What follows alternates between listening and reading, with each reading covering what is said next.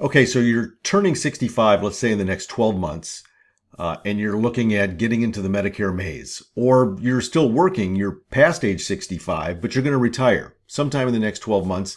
And again, you're going to be ready to go from your employer health care plan over to Medicare. What we want to do in this video is show you in a concise way, what are those steps to get you going as you're turning age 65 or as you're past 65 and trying to get into Medicare. A couple of things that you need to be aware of. Number one, as you approach this Medicare maze, there's an organization out there called CMS, the Center for Medicare and Medicaid Services. That's the group that actually manages Medicare. And it's important to know who they are. You'll get communications from them. So open them up. It could be talking about different changes to Medicare that you want to be aware of. But the other big key is actually the Social Security Administration. They actually take the applications and enroll you initially into Medicare Parts A and Part B. So that may seem counterintuitive, but that's where you need to go. So let's make a couple of assumptions here. Let's assume that you're actually in your initial enrollment period, the IEP it's called. That's this 7-month window, 3 months prior to your birth month, and 3 months after. So right now it's January 2026. Let's say that your 65th birthday is April of 2026. So the window starts now, 3 months prior, and then your 65th birthday coming up in April. So if you're already on Social Security and you've been on it at least 4 months prior to your 65th birthday, you don't need to do anything as far as Medicare. It is going to sign you up for Medicare Parts A and Part B. As far as original Medicare, we'll get into plans in a little bit. So you would be automatically enrolled if you're already on Social Security. If you're not, then you have to manually enroll into Medicare Parts A and Part B. And the way you do that is you create an account. You go to ssa.gov, create the account, and then you sign up for Medicare Part A starting April of 2026, and you sign up for Medicare Part B April of 2026. Now, if you choose to take Social Security at that time, you would also do that. You'd go in and say, I want to start my Social Security in April of 2026. You don't have to. You can delay that Social Security as long as you want, right? You don't ever have to take it, frankly. Obviously, you probably would, but you don't have to take it at that time. But that's also important, and we'll talk about why that's important with regard to the Medicare Part B premiums, but we'll get into that in a little bit. Suffice it to say right now, what you need to do and need to understand is go on ssa.gov, create the account, sign up for Medicare Part A, sign up for Medicare Part B. Once that's in the system, then you are now ready to pick a plan, pick a direction, which we're going to talk about next. So Medicare is going to help cover the cost of part of your health care, but it doesn't necessarily cover everything. For one example, it doesn't cover long-term care. So that's one of those things that you need to keep in mind. But I like to use this graphic to help explain Medicare to people, especially when they're brand new and really trying to understand the maze. And hopefully this will make a little bit of sense. But as you get into Medicare, what you need to understand is you've really got two choices. So you can either get into it using original Medicare, just Medicare Parts A and B, or Medicare Part C, which we'll talk about in just a second. So Medicare Part A and Part B is what's called original Medicare. So you're going to hear that sometimes out there in the marketplace when people talk about original Medicare. It's Part A and Part B. It's the red, white, and blue card. If you haven't heard of that, when you do go on Medicare, become Medicare age, you'll get issued a card. It's red, white, and blue, and it will show your Medicare Part A date and your Medicare Part B start date. Okay, so that's original Medicare, Part A and Part B. Now, if you choose to just stay on that, that's going to cover 80% of your healthcare costs. So most people aren't going to just stop right there, because 80% means you've got 20% that's going to come out of pocket for all sorts of other things. So what are some of those things that won't be covered under original Medicare? So in 2026, original Medicare is going to pay everything except these components right here. So you've got your Part A hospital inpatient deductible for each period, $1,736. Now, each period is important because each period is this. A period is 60 days. So you get admitted to a hospital. Let's say it's January 2nd. You get admitted to the hospital and you come out on January 7th. So you've been in there for 5 days. If you go back into the hospital within that 60-day period, that first 60 days, then you're still on your initial benefit period. But let's say January, goes by, February goes by, March goes by, and you go back into the hospital in April.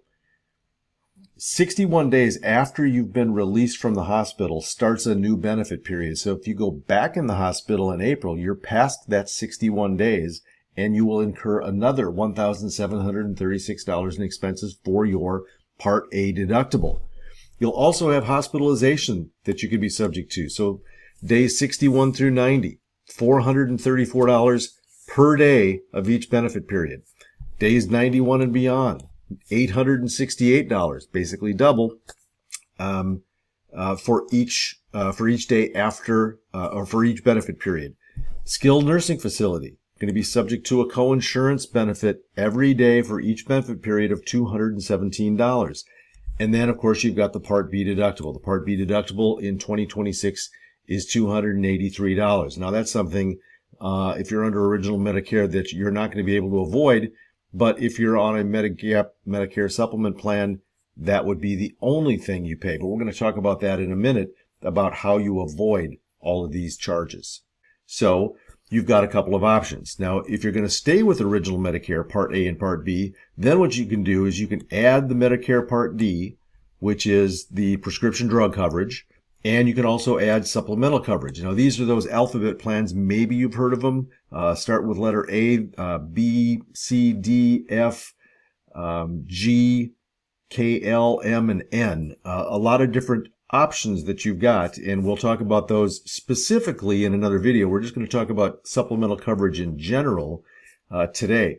But that's one way that you can access Medicare. All right, original Medicare Part A and B, and getting a supplemental coverage and a Part D. So what you would have as far as cards, right? We're all used to having some sort of health insurance card. You get health insurance from your employer. You get a card from whoever it is, United Healthcare, Aetna, Cigna, whoever it is. Same thing with this. Now you're going to get the red, white, and blue card, and if you get a supplemental plan, you're going to get that's called secondary coverage. So you'll get a card from that carrier, and that carrier could be United Healthcare, could be Cigna, now HealthSpring, could be Aetna, could be Blue Cross, Blue Shield, whoever it might be. You'd get that. And you would also get a card for your Part D plan, the prescription drug plan. So you've got three separate components. And when you go into the doctor, under that scenario, you're going to hand them the red, white, and blue card, and you're going to hand them the secondary insurance card, whoever that company might be. All right, so that's one way that you can do this. Now, the other way that you can do this is you can utilize what's called Medicare Advantage Part C. And what that does is it does a combination. It really just brings everything together under one umbrella.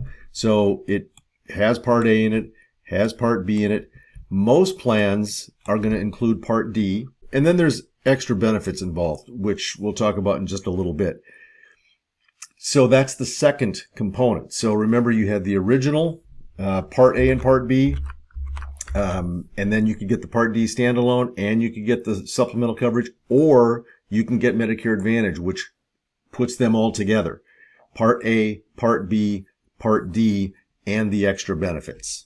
All right? Make sense so far? Let's go a little deeper into both of these options. Option A, original Medicare, and option B, Medicare Advantage. We'll start with the original Medicare. So to reiterate, this includes Parts A and Part B. So whenever you hear the terms original Medicare, that is what everybody is talking about. Now, the next question that a lot of people ask is there a premium for Part A? And the answer to that is there is a premium, but you typically don't have to pay it. So if you have a work history, just like Social Security, of 10 years, the 40 quarters, then you will not pay a Part A premium. Now, if you have under 30 quarters, you're going to pay $311 per month for a Part A premium. And if you have between 30 and 39 quarters, you're going to pay $515 a month for a Part A premium. So just something that you need to keep in mind. So there is a Part A premium. The vast majority of people do not ever have to pay that. So you will pay monthly premiums for Parts B and Part D and if you choose to get a Medigap policy, a Medicare supplement, unless you qualify for a low-income subsidy, and then they would help offset the costs for that. So the Part B premium, if you recall earlier, we talked a little bit about this. If you sign up for Social Security and Medicare Part B on ssa.gov, you have the option right there to actually pay that Part B premium out of your Social Security. It'll just automatically come out. It's the easiest way to do it. Otherwise, you've got to pay a quarterly check. They won't let you pay a check monthly. You'd have to pay a quarterly check. And the Part B premium for 2026 is $202.90 per month. So if you weren't on Social Security, you'd have to pay that times 3, which is what, $608.70 is what you'd have to pay if you were not on Social Security, and pay that quarterly. Part D does have most plans. The base plans start around $38.99, but I'll tell you, there's a lot of places, a lot of zip codes, and a lot of states that you can get low cost or zero cost prescription drug plans. So they're out there. You just want to talk to somebody that understands the marketplace. So next up, if you want drug coverage, you can join a separate Medicare Part D plan. So if you're on original Medicare, remember we said Part A, Part B, then you've got the option to do a Part D, which most people do because you want to have some sort of prescription drug plan. And like I just said, premiums on that range anywhere from $0 to probably $50 a month. So you just have to look at the formularies for those plans and make sure that the prescriptions that you're currently on are under that plan. All right, so that's the Part D. Next up, a Medigap plan, the Medicare Supplements, they're interchangeable words, remember. What those do is that helps pay those costs that original Medicare doesn't pay. So remember, original Medicare is going to pay 80% of the costs.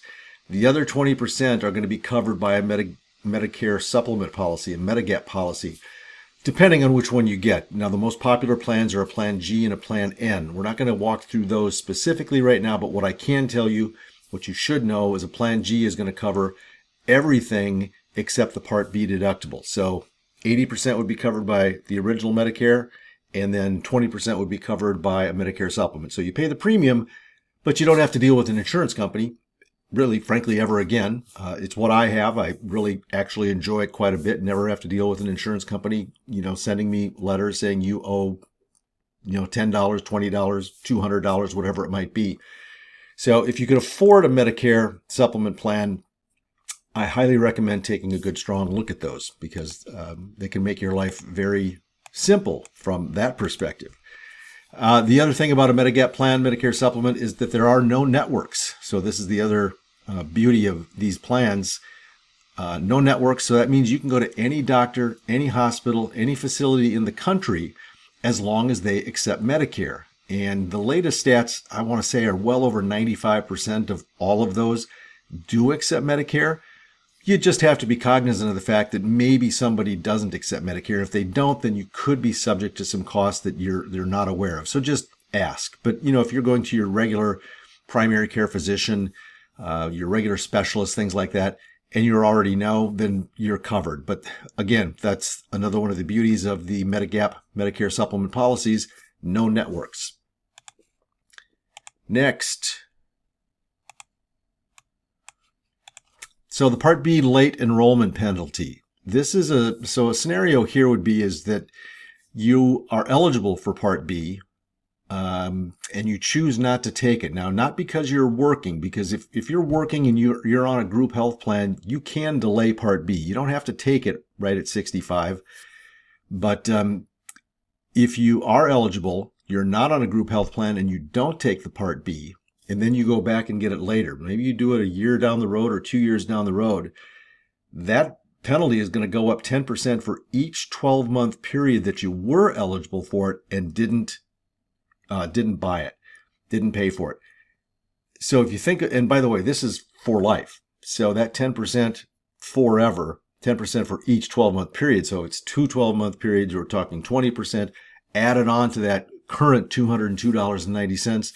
And whatever the future cost is, they would multiply that times that 10% or 20% more. So you just need to be very careful and make sure that you understand if you're eligible, should you be taking it, or should you be delaying it? Can you delay it, without any ramifications? And again, that's things that we would help walk you through.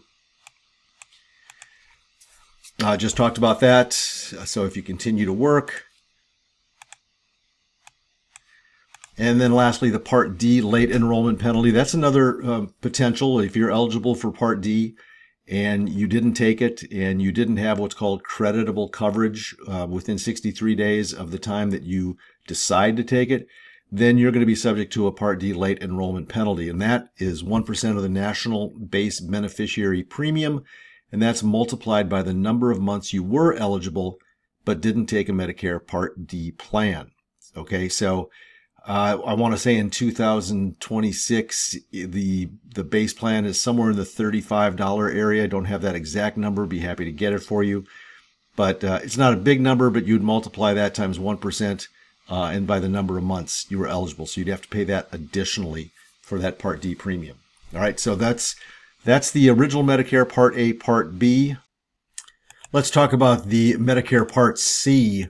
The second option that you've got. So original Medicare we just went through. Now Medicare Part C. So Medicare Part C, remember, is the all-in-one. It's everything under one umbrella. So the alternative to original Medicare. So you've got Part A, Part B, and Part D, typically. So they put all three of those together, and that's where they came up with Medicare Part C. So whenever you hear that, Medicare Part C is interchangeable with the term Medicare Advantage. Same exact thing. Medicare Advantage, Medicare Part C. Now, the thing is that in order to get a Medicare Advantage plan, you need to have Parts A and Part B in place. So as soon as you have those in place, and we talked about that earlier, when you turn 65, how you go about getting Part A and Part B signed up. But once you have those signed up, then you have the ability during your initial enrollment period to get into that Medicare Advantage plan. All right, so that's just the caveat. Just make sure that you can't get it before, so they're not going to allow it. So a lot of times with Medicare Advantage, and this is one of the reasons that a lot of people love these plans, and I totally understand this. I had one when I originally was on Medicare. These plans typically have lower out-of-pocket costs as far as premiums go, right? So a lot of times you're still going to find $0 plans out there in the marketplace. You're still going to have co-pays. You're still going to pay some co-insurance. You're still going to pay deductibles. So you have to keep those in mind, because Medicare Advantage can be termed as it's great as long as you're healthy. And it really is, because you don't have any costs. You're just going to go see your primary care physician maybe once or twice a year, and you've got a $25, $30 copay, and everything is good. If you start having some medical events as you get older, then you can get into some higher costs. So you just need to be aware of that. You'll have a hospital cost, the hospital stays and so forth are going to be X amount of dollars per day for 5, 6, or 7 days. Same with skilled nursing facilities. So you'll have those, but you may not have a premium. Now, unlike the Medicare Supplements, which do have a premium. Now, I'll also say this, is a lot of Medicare Advantage plans, especially recently, have started to show up with some premiums. In fact, when Medicare Advantage first came out many years ago, they used to have premiums. Then they started going down to $0 plans. Now they're starting to creep back up. So every time I look at a different zip code, it's amazing. 5 years ago, I might see 25 out of 30 plans at $0. Now I might see 7 out of 30 plans at $0, and then they're creeping up into the $15 a month, $25 a month, $50 a month for the Medicare Advantage. So there's going to be a tipping point where it's going to make more sense for a lot of people to just say, well, why don't I just get a Medicare supplement, because I never have to worry about copays and coinsurance and deductibles. I just have to pay that premium. But we'll see how that plays out, over the next several years. Next up, in most cases, you will have to use a network. Remember what I said with Medicare Supplements, no networks. Medicare Advantage, you will have networks. You're going to have an HMO or a PPO. So just depending on what your comfort level is, those are going to be your choices. Now, again, a lot of plans still have prior authorizations, still have referrals required if you're going to go to a particular type of specialist. So you just need to be aware of that. If those are the types of things that you just don't want to put your time into, then you might want to go back and consider the other option. But if you're okay with that and your doctor's in the network and you've got a $0 plan, it's hard to beat, right? Because it's just so low cost. But just keep that in mind. A lot of the Medicare Advantage plans do offer extra benefits. We talked about that earlier, right? Part A, Part B, Part D, and extra benefits. Those extra benefits typically come in the form of dental, vision, and hearing, and also fitness plans, and these cards called OTC cards, over-the-counter cards. Some plans call them something maybe a little different. Some even just call it a food, well, not a food card, but a medical card. And what it is it allows you to use that for very simple, specific things related to your health. And this could be something as simple as just getting toothpaste for your dental health, getting Advil for headaches, getting cold medicine, things like that. But they'll give you maybe $25 a month or maybe $50 a quarter, depending on the plan. I have seen those benefits also come down over the last couple of years. We used to have well over $100 a quarter. Now we're half of that in most of the plans. So, but they're still there. So those are some of the deals, some of the benefits. And then fitness plans. That's still a very popular thing. I'm just going to reiterate, please don't buy a health insurance plan based on the ability to get a free gym membership. That is not the reason you're buying health insurance, but it's a nice benefit. So Silver and Fit, Silver sneakers, whatever the plan might use, you're probably going to get that benefit with a Medicare Advantage plan. The coverage on a Medicare Advantage plan, that is provided by private insurance companies. So we're talking all the carriers, you know, United Healthcare, HealthSpring, which was formerly Cigna, Aetna, Humana, all the big ones. What happens is you go to your doctor, you see your primary care physician, you're going to pay your copay. If you have any kind of procedure, you're going to get the explanation of benefits somewhere down the road. A lot of times it takes a couple of months. It will explain what the cost was, what the insurance covered, and what you may owe. So you may pay the copay on something, but you might still have another hit for something down the road. So you're probably already aware of that. It's much like what we went through when we're working through our entire careers. That's what happens with Medicare Advantage. All right. And then lastly, in addition to the Part B premium, that we already talked about, the $202.90. And I did mention this already. Medicare Advantage plans are starting to show up with some premiums. So you might see those. So just talk to somebody, like us that can go through all the plans that are available in your zip code. And we can determine through a process what makes the most sense for you. So there you have it, the two different options, Original Medicare or Medicare Advantage Part C. As a beginner now, you should have a fairly good idea, at least what your options are. You should understand what Medicare Part A and Part B is, which is called Original Medicare. And if you do nothing else, then you will be subject to those 20% charges that are unlimited, which is why most people go and get a Medicare Supplement plan under that scenario. And we're going to get into that in depth on the next video, which you should have a clicked link above to talk just about that. If you choose to go with a Medicare Advantage, which includes Part A, Part B, and Part D, we'll have another video on that to determine how you choose which Medicare Advantage plan you want. So please like and subscribe. Let's help grow the channel. Let's really help, especially beginners, really understand what their options are.